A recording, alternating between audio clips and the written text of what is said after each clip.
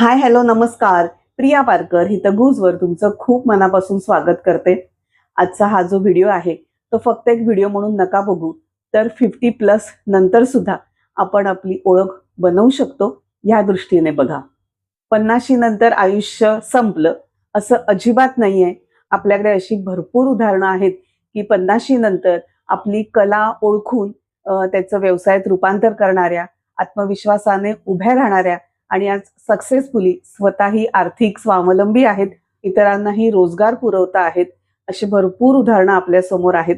तर 50+ आहात ना, तर तुम्ही पण हे सगळं करू शकतात. त्यासाठी मात्र काही मुद्दे लक्षात घेतले पाहिजे. 50+ नंतरही आपण व्यवसाय सुरू करू शकतो. त्याची मुख्य कारणं म्हणजे आता मुलं मोठी झालेली असतात, आपल्याकडे भरपूर वेळ असतो आणि इतक्या वर्षाचा अनुभव आपल्याकडे आहे आणि त्या ताकदीवर आपण नक्कीच व्यवसाय करू शकतो. एकदा आपण ठरवलं ना, की बिझनेस करायचा आहे, मग थोडं त्याच्यावर काम करा. त्याच्यासाठी आपल्याला काय-काय येतं, कसली-कसली आवड आहे ते पण बघा. मग म्हणजे अगदी शिवणकाम, विणकाम, भरतकाम, कुकिंग आहे किंवा शिकवू शकतो, मार्गदर्शन करू शकतो. जे पण बेसिक लेव्हलवर मी तर म्हणते, की प्रत्येक महिलेच्या अंगी हे काही ना काही गुण असतात, तर त्याच्यावर आधी फोकस करा. ते एकदा फोकस झालं ना, की मग त्या दृष्टीने विचार करा, की याची गरज कितपत काय आहे किंवा आपण जिथे राहतो तिथे आजूबाजूला म्हणा, ओळखीच्यांमध्ये, नातेवाईकांमध्ये, त्याचप्रमाणे मार्केटमध्ये या गोष्टींची किती मागणी आहे, या गोष्टीचा थोडाफार अभ्यास करा आणि ते आपण इझिली करू शकतो, की आपल्याला काय करायचंय, त्या क्षेत्रातली व्यवस्थित माहिती घ्यायची आहे. त्याच्यानंतर एक्सपर्ट्स असतील, मोबाईल आहे आपल्याकडे त्याच्यावरही आपल्याला भरपूर माहिती मिळू शकते. आपले फॅमिली मेंबर्स असतात, त्यांच्याकडून माहिती घ्या. अशी एक-एक पावलं पुढे टाकत जा. आणि मी तर म्हणते ना, अगदी लहान प्रमाणात व्यवसाय आधी सुरू करा. म्हणजे घरगुती व्यवसाय आपण ज्याला म्हणतोय ते.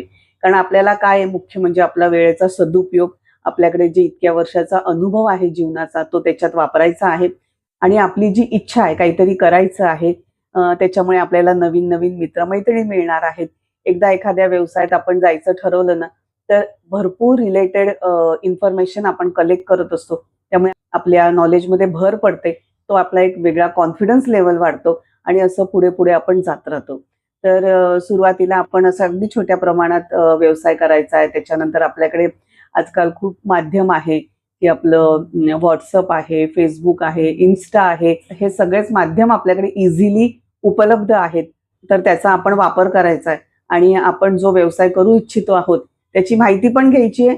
प्लस तो व्यवसाय एकदा सुरू केला, की या माध्यमांचा उपयोग करून आपण आपला व्यवसाय वाढवू शकतो.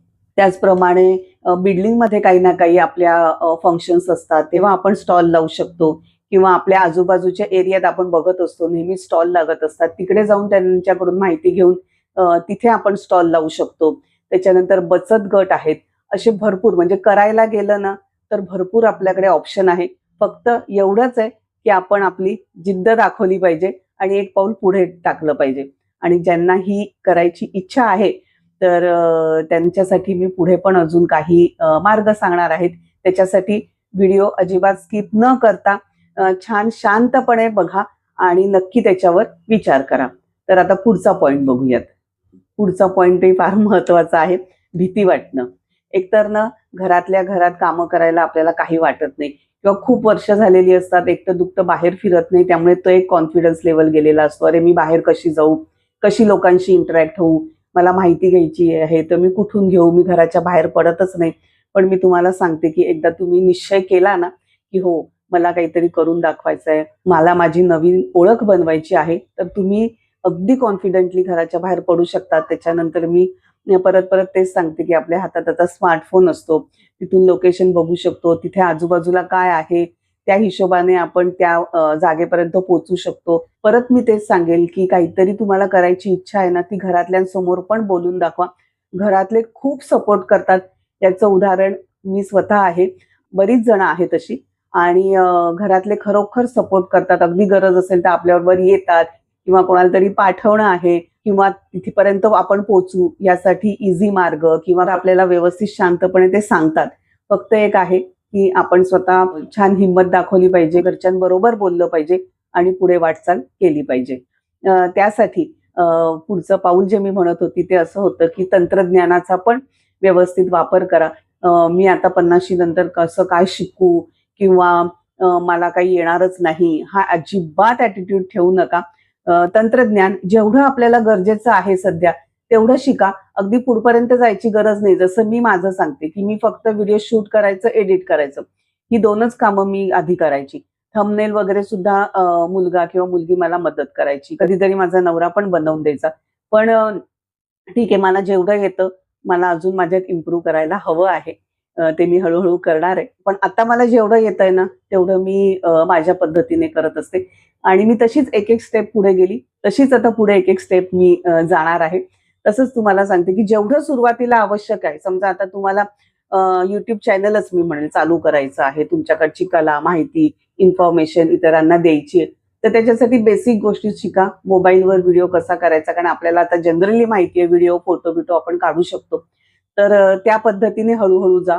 शिक्षणाचं म्हणाल तर त्यातल्या ज्या गोष्टी आहेत त्या आपल्याला कशा येतात ना व्यवस्थित, तर हे शिक्षण पण आपण घेऊ शकतो आणि त्यासाठी मग एक्सपर्टचा सल्ला पण घेणं आवश्यक असतं. या ठिकाणी मी एक अजून सांगेन, की काही मंडळी अशी असतात ना, की त्यांच्याकडे वेळ पण असतो, काहीतरी करायची इच्छा असते, पण काय करावं हे त्यांच्या लक्षातच येत नाही आणि मग त्याच गोष्टीवर ते चर्चा करतात, मला काहीतरी करायचंय पण मला सुचत नाही. तर त्यांना अगदी मी स्पष्ट सांगेन, की स्वतःचंही परीक्षण, निरीक्षण करा. कसली काय आवड आहे आपल्याला, आपण काय करू शकतो, तर आणि किती वेळ देऊ शकतोय त्याच्यासाठी, या सगळ्या गोष्टी तुम्ही व्यवस्थित आधी लिहून काढा मी तर म्हणेन आणि त्याच्यानंतर एक्सपर्टचा सल्ला घ्या. आपल्याकडे आता भरपूर काही ना काही साधनं आहेत, की त्याच्यावरनं आपण माहिती मिळवू शकतो आणि परत तेच आहे, की थोड्या प्रमाणात सुरू करा आधी आणि मग ते हळू मोठं होत जातं आणि त्याच्यासाठी मात्र परिश्रम करणं आवश्यक आहे. पण ना मेहनत करतो आहे, आपल्या वेळेचा सदुपयोग करतोय, आपली आवडीची गोष्ट करते, हे तर समाधान खूप मोठं असतं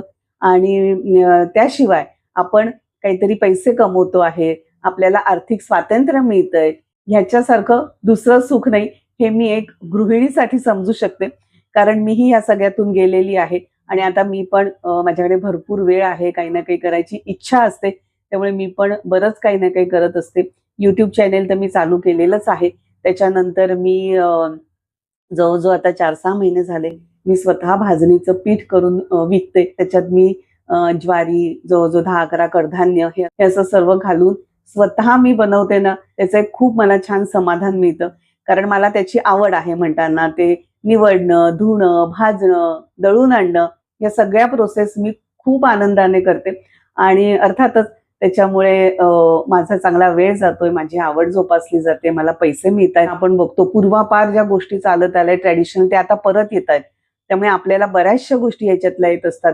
लोकरीचं आहे, क्रोशिओचं आहे, हे पण आता सगळे परत खूप ट्रेंडी होत चाललेल्या आहेत गोष्टी. तर ह्या सगळ्यावर तुम्ही अगदी छान फोकस करा. तुम्हाला जे आवडतंय त्याचं छान गोष्टी लिहून काढा. त्या कशा वर्क होतील, त्याच्यासाठी आपल्याला काय मेहनत किंवा काय माहिती गोळा करायला लागेल, तर ती करा. अर्थात झेपेल तेवढंच करा आणि मग जसं तुमचा व्यवसाय वाढतोय तसतसे तुम्ही हेल्पर ठेवा. मी तर म्हणते सगळ्यांचे तुमचे व्यवसाय असे मस्त तुमच्या कंपन्या, फॅक्टरीज हो, अशी अगदी माझी इच्छा मी तुमच्या समोर व्यक्त करते. आणि असं केल्याने तुम्ही स्वतः तर सगळ्याच दृष्टीने सक्षम होणार आहे. प्लस तुम्ही रोजगार उपलब्ध करून देणार आहेत. इतरांच्या फॅमिलीलाही तुम्ही सपोर्ट करणार आहे आणि हे समाधान ना प्रत्येक महिलेला मिळतं. कारण तिच्याकडे जन्मजात एक गुण असतो देवाने दिलेला. म्हणूनच तिला महिला घरातली करती सवरती होम मेकर बनवलेला आहे. ती सतत सगळ्यांना जपत असते, सगळ्यांचं चांगलं व्हावं अशी तिची इच्छा असते. त्यामुळे मी तर म्हणेल प्रत्येक जेव्हा 50+ झालेलं आहे ना आपल्याकडे वेळ आहे, अंगात काहीतरी कला आहे, काहीतरी करायची इच्छा आहे, त्यांनी अगदी आपल्या व्यवसायाची सुरुवात करा आणि इझिली करू शकतो कारण आपल्याकडे भरपूर उदाहरणं आहेत.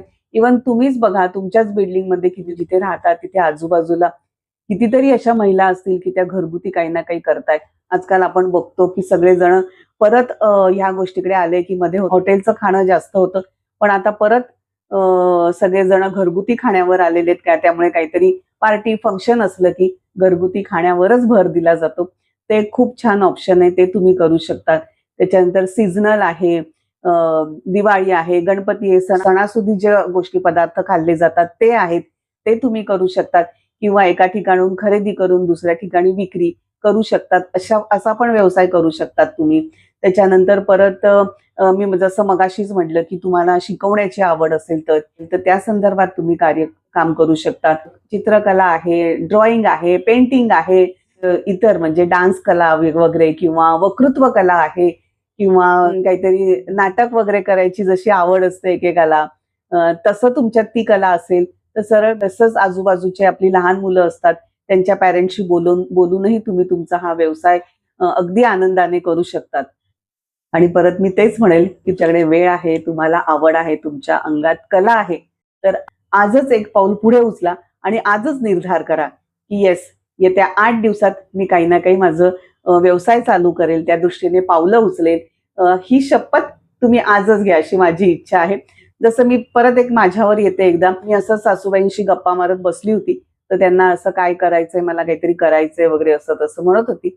तर त्यांच्या एकदम कल्पना आली डोक्यात की अगं भाजणीचं पिठाच बद्दल तू बोलते की डाएटमध्ये मी खूप खाल्लं आणि मला कसा फायदा होतो आणि चांगले आहे ते वगैरे असं तसं. पूर्ण आहार, इन शॉर्ट, चांगले म्हणण्यापेक्षा पूर्ण आहार. तर ते का नाही करून बघत मी, म्हणून मी ऍक्च्युली ह्या थालीपीठाच्या भाजणीचं चालू केलंय. हे सर्व करताना मी अजिबात जास्त त्रास बर्डन घेत नाही. जेवढं मला शक्य होतंय, जेवढं करून मला आनंद मिळतोय तेवढं मी करणार. आणि मी तर म्हणेल पुढे असं आहे की हा माझा व्यवसाय खूप छान चालावा असं मला वाटतंय. मी रोजगार उपलब्ध करून द्यावे कोणाला, ती पण माझी खूप इच्छा आहे. हे मी सगळं करणार आहे आणि असं करत करत आपण पुढची पिढी तयार करायची आहे. आपल्या नंतरही हा व्यवसाय कसा पुढे जाईल यासाठी आपल्या घरातल्या आपल्या मुलाबाळांना आवड असेल तर त्यांच्याकडे सोपवा किंवा ह्या व्यवसायात आपल्याला जे कोणी हेल्प करतायत त्यांच्याकडे तो पुढे व्यवसाय फॉरवर्ड करा. घरातली महिला ही सगळ्यांना धरून चालत असते आणि सगळ्यांचं खूप छान व्हावं असं तिला वाटत असतं आणि त्यासाठी ती धडपडत असते. म्हणून सगळ्या महिलांच्या अंगात ही जी देवाने दिलेली आपल्याला देणगी आहे ना, त्याचा पुरेपूर वापर करा. 50+ झालेत म्हणून अजिबात थांबून जाऊ नका. तर छान वेळेचा, अनुभवाचा उपयोग करा आणि एक सक्षम महिला स्वतःही बना आणि इतरांनाही बनवा. आणि मला पूर्ण गॅरंटी आहे की हे होतच होतं. तुम्ही सुद्धा 50+ आहात आणि 50 नंतर तुम्ही काहीतरी व्यवसायाला सुरुवात केली आहे तर ते माझ्याबरोबर नक्की शेअर करा. आणि ज्यांनी अजून सुरुवात केलेली नाहीये त्यांनी नक्कीच सुरू करा आणि ते पण मला सांगा. आपण परत भेटूया पुढच्या व्हिडिओमध्ये. तोपर्यंत स्वस्त राहा, मस्त राहा, स्वतःला आवडेल तसंच जगा. बाय.